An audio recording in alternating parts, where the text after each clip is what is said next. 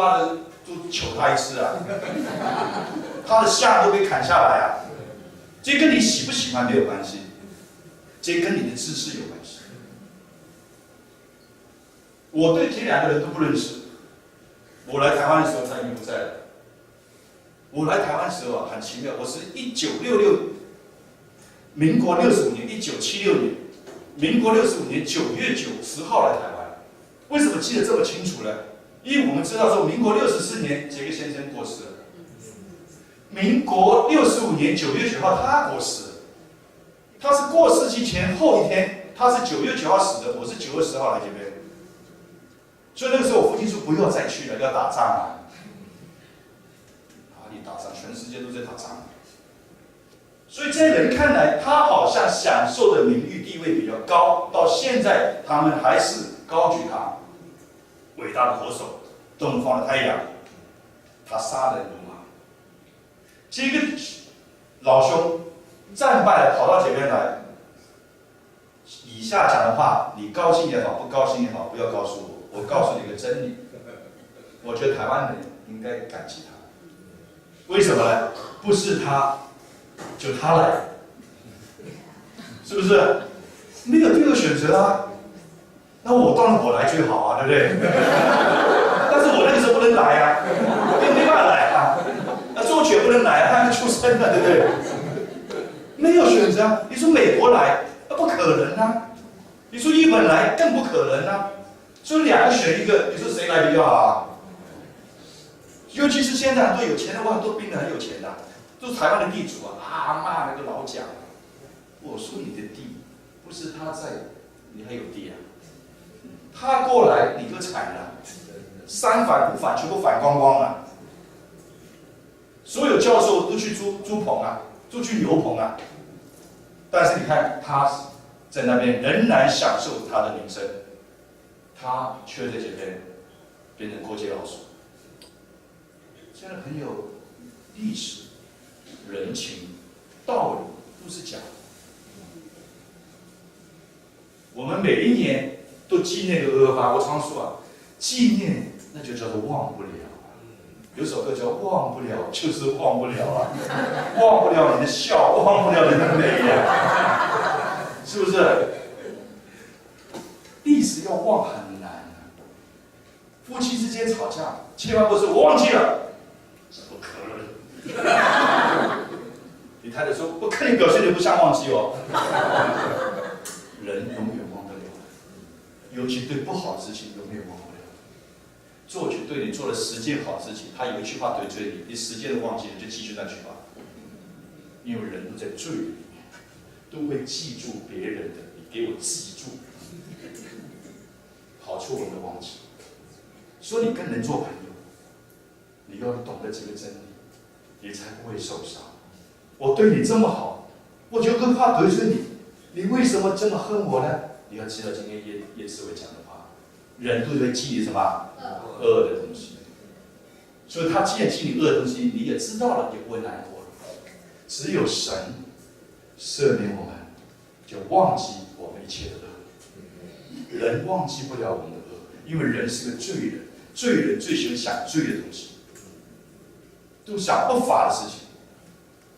你不会一个人说：“哎呀，我今天升总经理了，本来1个月10万，现在30万了。”你第一个不会想到说：“哎呀，我要怎么好好缴税？”你不会这样想的。第一想到说：“我要好好怎么节税，要好好节税，是不是？”想的都是恶嘛。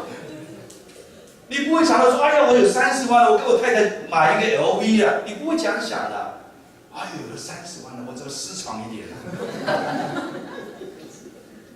我有没有讲到你们心坎里面去？因为我们就是这样子的人，我们都是罪人，想的都是恶的东西。他如果真的是想你的好，那你只有感谢赞美主。只有神，因为他是善的，他是良善的。唯一神是良善的，他所有看到我们都是好的。所以为什么基督教是个恩典的宗教？因为当你认罪的时候，神在赦免你。赦免这个希伯来原文是包括什么？忘记。所以很多弟兄姊妹不了解真理，每天在那边祷告，主啊赦免我，主啊赦免我，昨天骂了牧师，请你赦免我。神说，10年前我就赦免你了，你每天提醒我要盯着你，是吧？祷告完赦免就放在背后了，阿们吗？我们人生都有很多痛苦的事情，同意我讲吗？我们站起来做一个动作，我们都站起来。我们将我们人生不如意的事情、痛苦的事情放在地板上，我们举起我们的右脚，一起踏下去，1、2、3，好，请坐。你的旧事都已经过去了，神已经赦免了，你不要再回头看了。不要再说我小的时候我父亲怎么怪我，我老师怎么骂我，我妈妈怎么欺负我，你不要再想这个东西了。你要向着标杆走，我的神怎么爱我才是最重要的，阿们吗？否则你的苦难出不来，仇敌一天到晚引诱你，叫你想不愉快的事情。神说你的罪我都赦免了，赦免原来意思是什么？忘记，你还一天到晚提醒他。对不对？忘记了，你犯了罪，神赦免你了。神说：“我的恩典够你用，你不要再积了。我有美好的计划在你的身上，孩子，起来行走啊！好好的认识神，好好的服侍神，好好的走在神命定的道路里面，你的人生会彩色的啊。但是我们人说就是不行，我们人就行，我就改不了。继续放逐嘛。”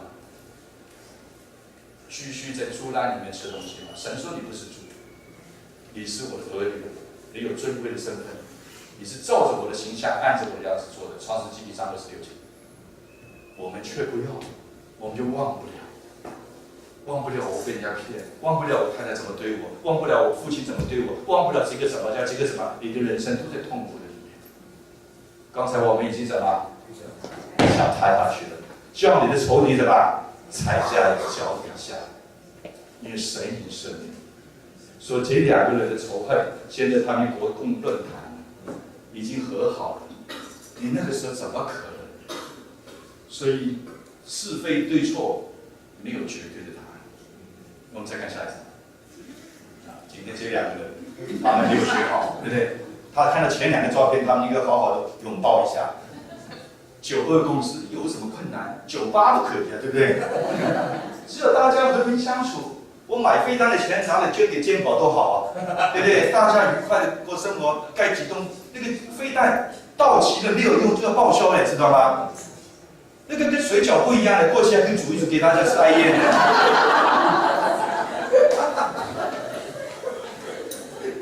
就飞单没有用，还不能告诉你，他要秘密的处掉了，对不对？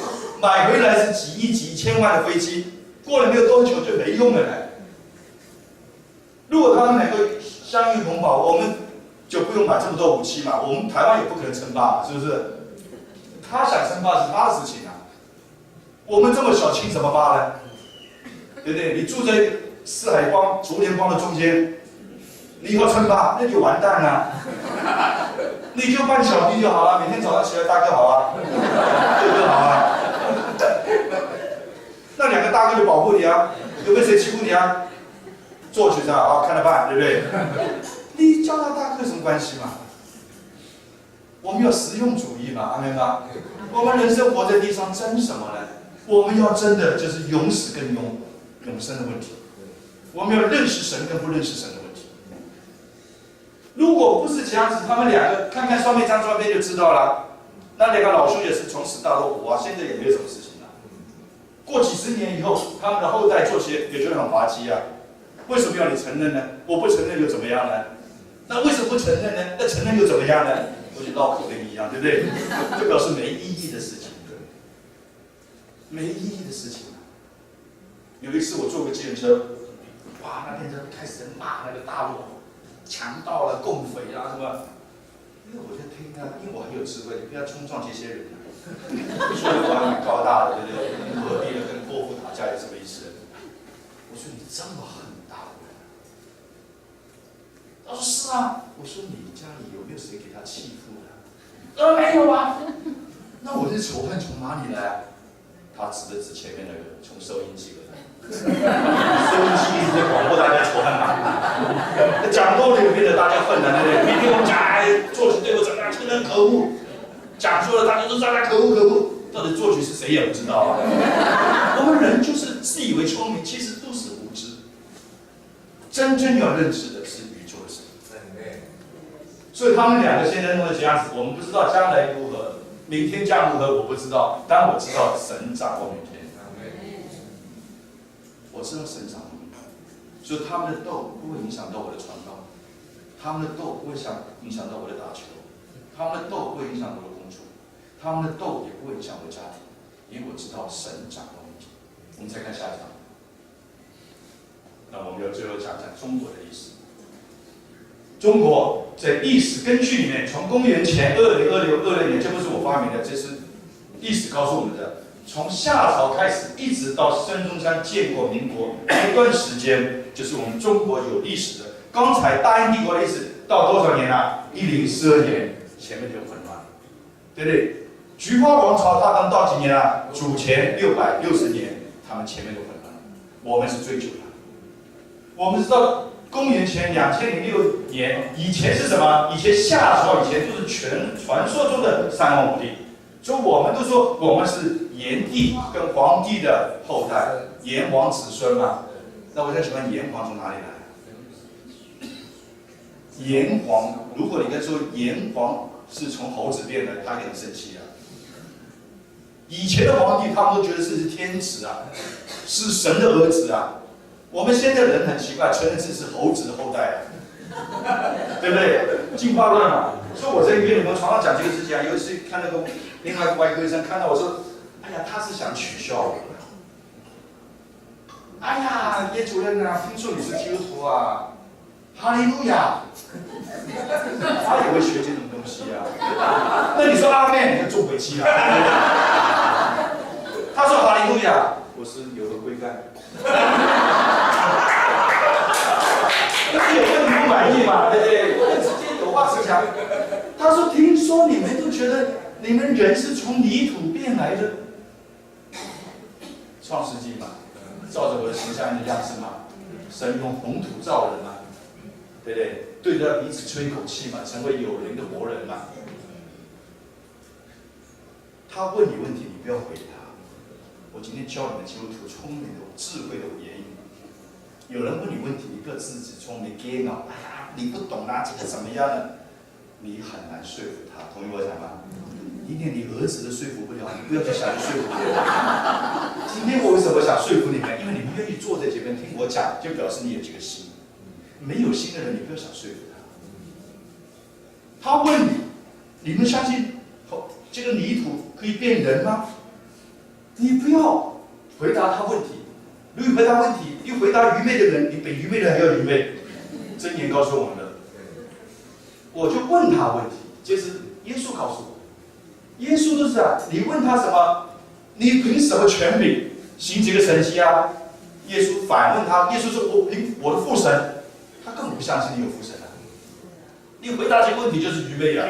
耶稣是聪明的，他说：“那你凭什么权柄来问我这个问题啊？”法利赛说：“我不告诉你。”耶稣：“我也不告诉你。”你看我们神多智慧，说四福音好好的读，看耶稣怎么回答的问题，你不要颠倒乱回答问题。所以我就读四福音读得很好，我就问他，那你觉得人是哪里变来的？哪里来的？他说人应该从猴子来。你也不要生气，也不要跟他讲，哎呀不对了，你不要，我就伸个手，Mr. Monkey， 你要猴子变人，我没意见。我却是神的儿女啊，我有尊贵的样子，你有猴子的样子，对不对？人要灭亡有什么办法呢？神也不会，每天有人灭亡，神也没有可以像神迹啊，神没有欠你的，都是我们亏欠神啊。你今天来到这边，你不是给神面子啊，神的面子荣耀永远不改变。全世界没有人信神，他一样荣耀；全世界信神，他一样荣耀。就像你给钱郭台铭，你给不给都没有关系，对不对？他都非常富有，他不会说你不给他变穷人，你给他就变富有了，没这种事情。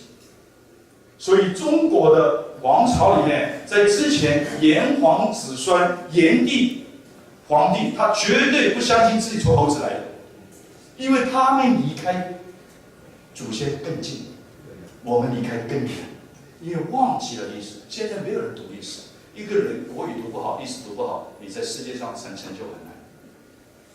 我再讲一遍，你要做个医生，你国文程度不好，你论文不会写，你不知道怎么跟病人讲话，你的报告不会怎么写。你做工程师，你国文读不好，你没办法发表。你做生意，你国文读不好，你文字述说都有问题。所以我常跟弟兄姊妹讲，教孩子国文读好最重要，数学不重要，电脑、手机按一按就有了。英文讲得好不重要，英文不好，不请个22K 就可以找回来的翻译了。国语弄得好，你的思维。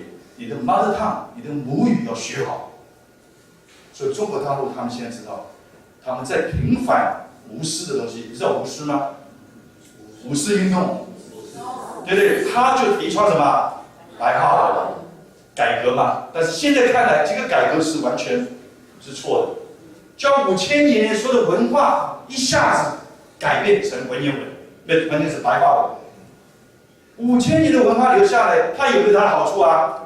一定有它的好处嘛，但是那个时候只要讲改革，不管改好改坏就要改，就大家都觉得无视才就好了。现在所有人在针对无视，他以前改的时候转太快了，一个这么多人口的国家，这么多历史事件突然间改变，我们失去了中央思想，我们中心思想以前是君君臣臣、父父子子，我们有个思想在那边。我们突然之间改了个学了外国人的白话文，美国、欧美他们没有文言文，但是他们有个中心思想，就是耶稣基督、基督教的中心思想，你知道吗？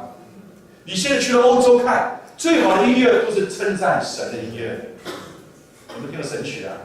以赛亚、以利亚，对不对？最好的音乐、最好的雕刻都是荣耀神的，最好的建筑都是荣耀神的。他们有基督教的文化，我们中国没有基督教文化，我们有儒家的思想，5000年的道统一夜之间改变了。所以现在中国大陆到处建立孔子学校，你们知道吗？他们在德国、在荷兰、在西班牙，任何地方都建立孔子学校，就教他们读《论语》、诗书、古今、中庸。所以大陆从小学开始要读，他要恢复原来中国的价值在。如果你读中国的价值，你就绝对不会相信人是从猴子来的。所以从这边我们再看下一章，中国的王朝，你看从夏开始，商周、春秋、战国、秦、西汉、新朝、东汉、三国、晋、南北朝、隋、唐、五代十国、宋、元、明、清到民国，就是到人民共和国，一共25代、25朝的历史。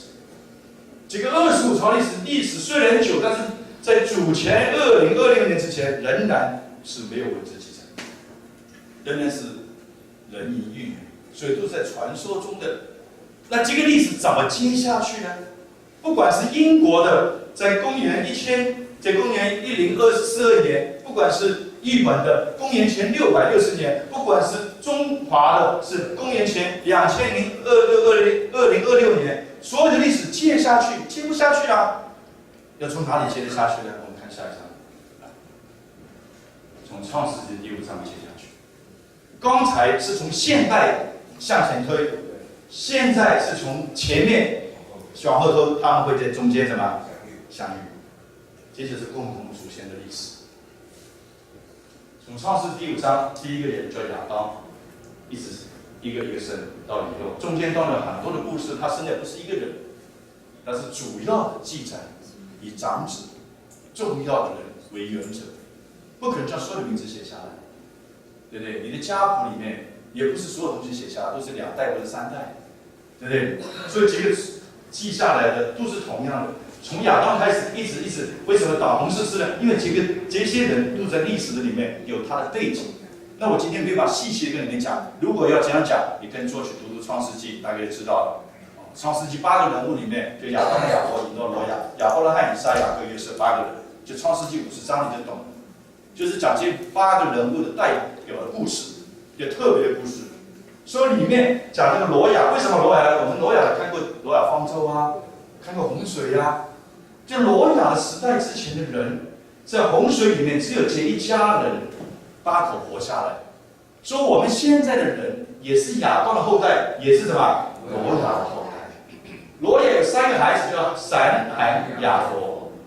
从洪水到挪亚，一共1656年。你怎么算出来的？去读创世纪第5章，人事时地物算一下就算出来了。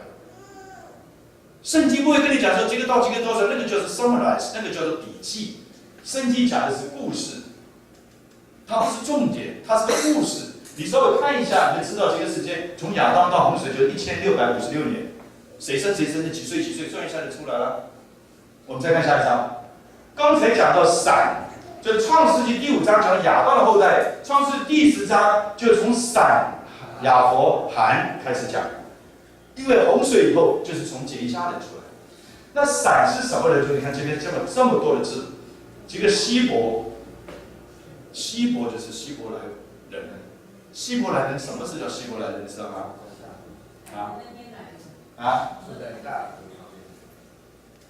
希伯来人原本意思 ，hubris 就是过河的人。亚伯拉罕他本来不是住在迦南美地，他住在乌尔，米索不达米亚的乌尔，就是现在的伊朗地方。神呼召他要去迦南地，希伯来书告诉他出去的时候不知道去哪里。这个人有点傻了，对不对？真正爱主的人是有点傻劲才能爱主的。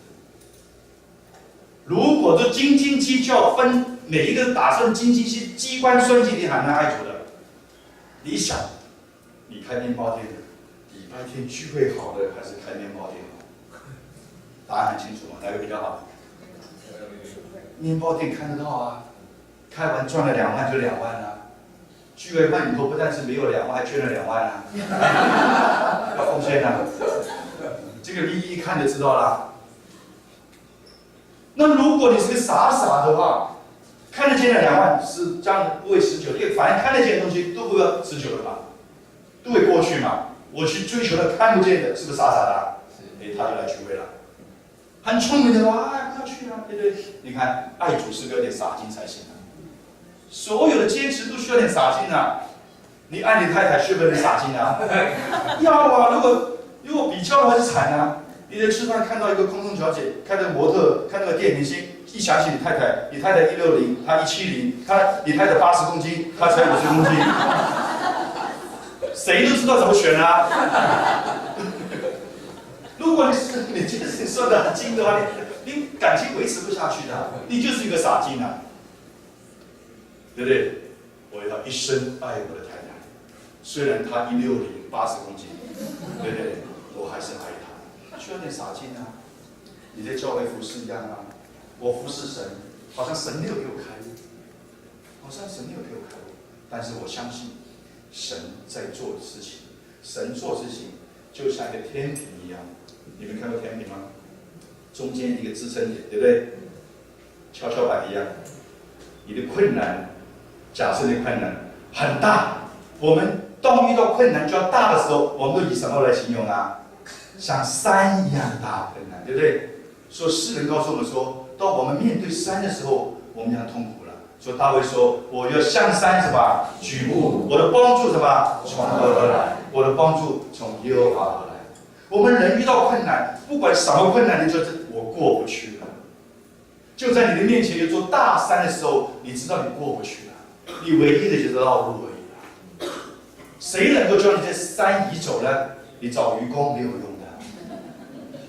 你别傻了，愚公移山是个理论啊，实际上做不到的。你去移个五指山看看，做不到的。那个是鼓励人的，叫坚持啊。这个铁杵磨发绣花针啊，你浪费这么多时间去磨这针干什么呢？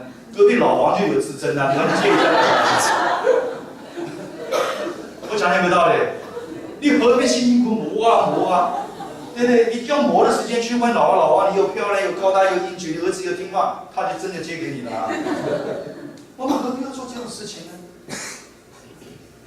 所以我们的难处就像一个砝码一样，太大了，所以一放下去，这个天平什么斜下你的难处里面，所以你就被翘起来了，因为那个重担太重了，那个仇敌那个砝码太重了，困难太大了。你觉得祷告就好像这张名片一样。你们现在想象一个跷跷板，这个难处太大了，所以一翘，你就在哪里啊？在半空了，那个难处就掉下来，很重，插在那边动不动。牧师也会祷告，弟兄姊妹会祷告，小组会祷告，祷告就这张名片。假设那个难处是100吨，很重，很大的难处，我们祷告的名片，一张名片多重啊？不知道，不知道。好，谢谢。